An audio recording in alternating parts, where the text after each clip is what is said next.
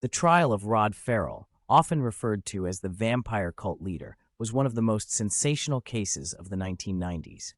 Ferral, a 16-year-old from Murray, Kentucky, was convicted in the brutal 1996 double murder of Richard Wendorf and Naoma Queen in Eustis, Florida. He led a group known as the Vampire Clan, a small circle of teenagers who embraced vampire mythology, with Ferral claiming he was a 500-year-old vampire named Vesigo. The case became infamous due to its combination of teen violence, cult-like behavior, and bizarre vampire lore.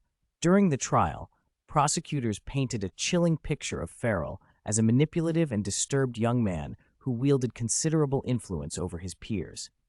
Evidence showed that Ferral and his friends had traveled to Florida with plans to rescue Wendorf's daughter, Heather, a member of their group.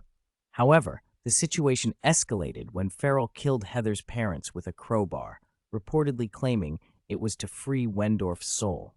The defense argued that Ferral suffered from mental health issues, describing his apparent detachment from reality and obsession with vampires.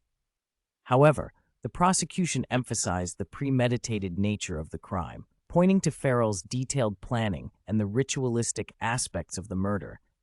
The court ultimately convicted Ferral of murder, initially sentencing him to death, making him one of the youngest people on death row in the U.S.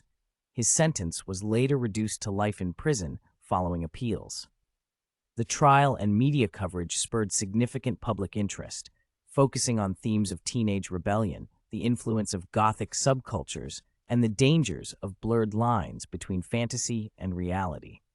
The verdict provided some closure for the victim's family, while also sparking discussions on youth crime, mental health, and the cultural fascination with the supernatural.